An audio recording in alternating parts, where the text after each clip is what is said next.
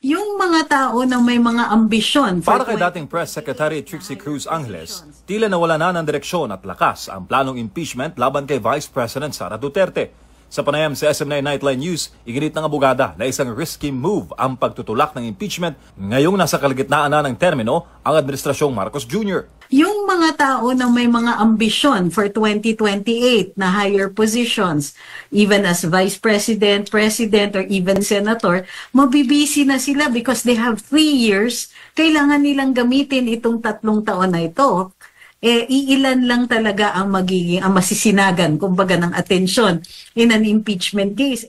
18-5 ang naging boto ng Senado para ibalik sa Kamara ang Articles of Impeachment. Numero na ayon kay Attorney Cruz Angeles ay maaaring silipin bilang indikasyon ng posibleng botohan sa Senado sakaling ituloy ang paglilitis. So kung ako yung mga senador, dismiss kaagad or dispatch of this case immediately kasi yung repercussion sa kanila, one wrong move at baka malusaw lahat ng ambisyon for 2028. Kamakailan lang ay sinuwalat ni Cebu 5th District Representative Duke Frasco ang pagkadismaya ng maraming kongresista sa Visayas at Mindanao sa pamumuno ni Speaker Martin Romualdez. Si Romualdez ang kasalukuyang lider ng Kamara kung saan unang inihain ang impeachment laban kay VP Sara. Ayon kay Frasco, ramdam na marami ang pagkasira ng dating unity sa Kongreso dahil sa makasariling interes ng ilang nasa kapangyarihan.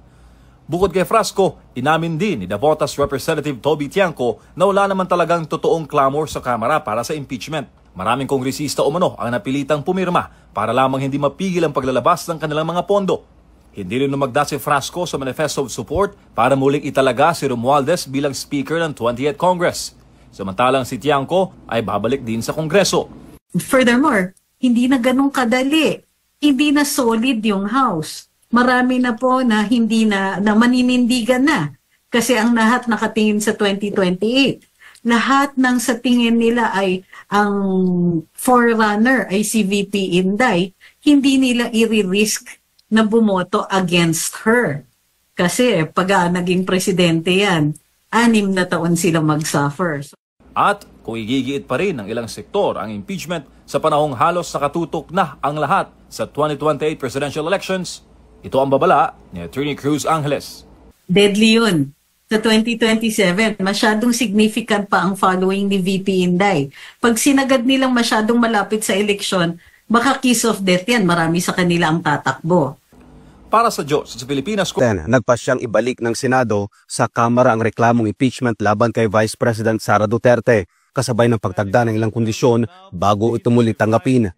18 senador ang pumabor sa mosyon na nagsasaad ng tungkulin pa rin ng Kamara na linawin kung nalabag ba nito ang itinakdang limitasyon ng saligang batas sa pagsasampa ng impeachment laban sa isang impeachable official. Ngunit sa kabila ng masusing deliberasyon at mainit na debate sa Senado, hindi pa rin nakaligtas sa matinding batikos ang 18 senador mula sa mga grupo na hayagang nagnanais na mapatalsik sa pwesto ang pangalawang pinakamataas na opisyal ng bansa. Ang mga taong humusga, 18 senador, ang mga hudas na mukhang alagad, ngunit ang kanilang mga kilos ay balasubas. Ang batikos na ito mula sa isang pari ay kasunod ng kontrobersyal na misa ng Kamara kung saan binasbasan pa ang impeachment complaint laban kay VP Sara Duterte. Imbis na maging lugar ng pananampalataya, tila ginawang entablado ng politika ang simbahan, bagay na maring komisyon ng marami. Pero para kay Norberto Gonzales, dating kalihim ng Department of National Defense, malinaw na ginagamit lamang ang impeachment bilang sandatang pampolitika para patalsikin ang mga Duterte sa pwesto. Ako medyo balukot ako tungkol sa impeachment kasi na-weaponize na ang impeachment. Hindi na yan tungkol sa sinasabi ng mga yun, yung mga maiingay. Sabi na tungkol na dapat sundin ang konstitusyon, igalang natin ang batas, etc. etc. Ang totohanan, political partisanship lang naman yan eh. May gusto silang tanggalin na pamilya sa larangan ng politika dahil kinakabahan sila na kung sakalit makaharap nila matatalo sila. Binigyan din ng dating kalihim na hayagang tinalikuran na ang tamang proseso ng impeachment, bunsod ng labis na pamumulitika ng kasalukuyang administrasyon na isang malinaw na pag-abuso sa kapangyarihang dapat sana'y ginagalang at ginagamit ng naayon sa saligang batas. Alam mo, ang batayan, hindi yung mga proper regulations o proper actions that has something to do with impeachment, no? Hindi naman sinusunod na talaga yan eh. As I said earlier, ginawa ng weapon politically. Kaya political decision ang mangyayari dyan. At hindi lang tamang political decision, medyo may pagkagarapal eh. Pero Sinabi pa nito na imbis na hintayin ang halalan para sa isang patas at makatarungang laban, mas pinili ng ilang politiko na baluktutin ang proseso at gamitin ang impeachment bilang shortcut para ibagsak ang kanilang kalaban. ito talaga napakalungkot na nangyayari sa bansa natin, sa political system. No?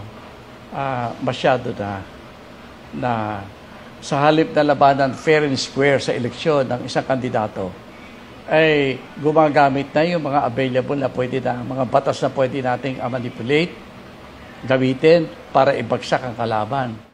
Giit ni Gonzales, sa halip na mapatatag ay lalo lamang ginulo ng kontrobersyal na impeachment ang bansa at mas pinaghati-hati pa nito ang mga Pilipino. Umaasa siya na sa lalong madaling panahon ay manumbalik ang kaayusan at muling maibalik ang tamang diwa at proseso ng impeachment bilang isang legal na mekanismo at hindi isang sandatang politikal. Para sa ang ginagawa ninyo, mawalang galang na. Pati kayo nagkakalituhan na dyan sa loob. Para kay dating Chief Presidential Legal Counsel Attorney Salvador Panelo, katawa-tawa ang naging hakbang ng Senado ukol sa impeachment complaint laban kay Vice President Sara Duterte. Ito'y matapos bumoto nitong Martes ang 18 senador pabor sa pagremand o pagbabalik ng Articles of Impeachment sa Kamara, habang 5 ang hindi pumabor at walang nag-abstain. Ayon kay Panelo, questionable raw ang legalidad ng Articles of Impeachment na isinumite ng Kamara sa Senado laban sa pangalawang Pangulo, kaya tila nagiging circus na ang Senado. Yung Senado, nung niriman nila yan, katawa-tawa sapagkat niriman nila, ibinalik, ibig sabihin, pag binalik mo, wala kang complaint. Kasi binalik mo eh. Pero, at the same time, si Escudero at yung mga senador, pumayag sila na magpadala ng writ of summons, ibig sabihin, pinapasagot mo si Inday Sara sa demanda. Wala nga yung demanda eh. Binalik mo nga eh. So, ano pinapasagot mo? Sinabi ni Panelo na ito ang problema kapag ang mga miyembro ng Senado o karamihan sa mga miyembro nito ay hindi mga abogado.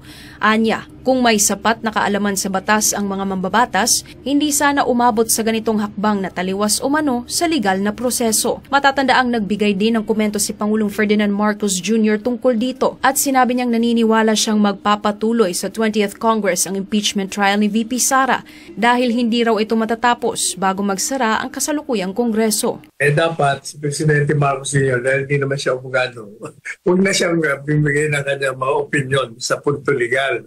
Samantala, nilinaw naman ni Panelo na hindi dahil bumoto ang 18 senador na ibalik sa Kamara ang impeachment complaint laban kay VP Sara ay ibig sabihin na kontra na sila sa impeachment. Maaari rong sinasadya ng mga mambabatas na ipagpaliban muna ang impeachment trial para may publisidad pa rin silang magagamit bilang paghahanda sa 2028 elections.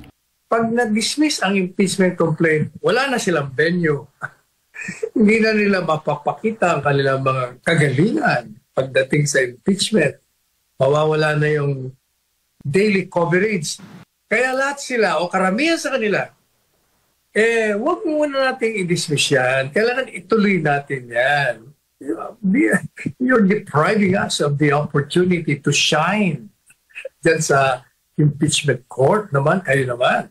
Naniniwala rin si Panelo na matutuloy pa rin ang impeachment trial laban sa pangalawang Pangulo at kung hindi ito mangyayari sa kasalukuyang 19th Congress, maaari pa rin maghain ng panibagong impeachment complaint ang 20th Congress. Walang problema yung pinagkakaguluhan na i-dismiss ngayon para sa 19th Congress. Wala ito eh. Yun ako i-dismiss na. I-file nyo sa susunod na 20th Congress. Sa huli, binigyan diin ni Panelo na matuloy man o hindi ang impeachment trial laban kay Vice President Sara Duterte, panalo pa rin ang bise.